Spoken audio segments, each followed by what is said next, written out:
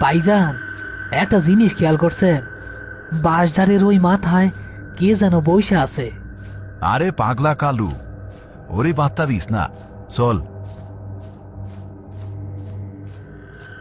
বাঁশঝাড়ের নিচে আসলেই কালু ফকির বসেছিল, ছেঁড়া কম্বল গায়ে।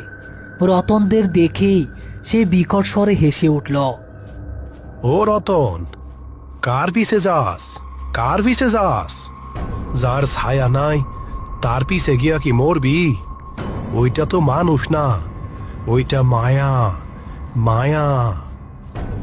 এই পাগলা, চুপ কর। ভাইজান, দেখছেন পাগলে কি কয়? পাগলের কথায় কান দিস না রতন, বিগিয়াই সাবরছে, পানির শব্দ শুনতে পাস? পদ্মা দিঘির পার, দিঘির পানি তেলতেলে কালো। চাঁদের আলো পানিতে পড়ে অদ্ভুত এক মায়া তৈরি করছে। ছদ্মবেশী করিম দিঘির একদম কিনারে গিয়ে দাঁড়ালো। রতন, তুই পানিতে নাম, আমি পারে থাকি। তুই ধামা দিয়া কাদা থাক, মাছ পাবি। ভাইজান, আপনি নামবেন না? পানি তো অনেক ঠান্ডা পানি হইতেছে। আর গন্ধটা, ভাইজান, এই পচা গন্ধটা আপনার শরীর থেকে আসতেছে না তো? করিম ঘাড় ঘুরিয়ে রতনের দিকে তাকালো। তার চোখ দুটো এখন আর স্বাভাবিক নেই, জ্বলন্ত কয়লার মতো লাল। মুখে কোনো হাসি নেই, চামড়াগুলো যেন ঝুলে আছে। এক গন্ধ? হ, কবরের গন্ধ। তুই নামবি কিনা ক, নাকি আমি তোরে নামাবো? আপনি আপনি কে? আপনি তো করিম ভাইজান না?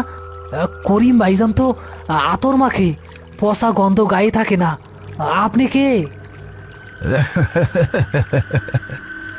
আমি করিম, আমি তোর জম। পানিতে নাম, পানিতে নাম কইতাছি। করিমের হাত দুটো হঠাৎ লম্বা হয়ে রতনের দিকে এগিয়ে আসতে লাগলো। রতন ভয়ে পড়ে গিয়ে পেছনের দিকে সরতে লাগলো। ঠিক তখনই গ্রামের দিক থেকে কারো দৌড়ে আসার শব্দ শোনা গেল।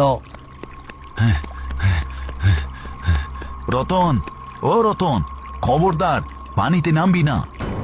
পদ্মা দিঘির পার, পরিবেশ থমথমে। করিমের হাত রতনের গলার কাছে প্রায় পৌঁছে গেছে। ঠিক সেই মুহূর্তে ঝোপের আড়াল থেকে আসলো আসল করিম।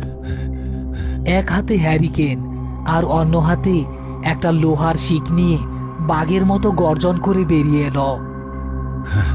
রতন, মাটিতে শুইয়া পর, খবরদার ওর চোখের দিকে তাকাইবি না, ওইটা শয়তান। ভাইজান, আপনি আপনি এইখানে? তাইলে তাইলে আমার সামনে এটাকে? রতন, ওরে বিশ্বাস করিস না, ওইটা মায়া। আমি তোরে বাঁচাইতে আইছি, আমার হাত ধর। রতন কার কথা বিশ্বাস করবে বুঝতে পারছে না। সে ভয়ে থরথর করে কাঁপছে। আসল করিম আর দেরি করল না।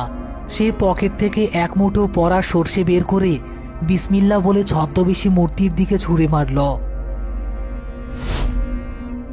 সরিষা গায়ে লাগতেই ছদ্মবেশী করিম বিকট আর্তনাদ করে উঠল। সেই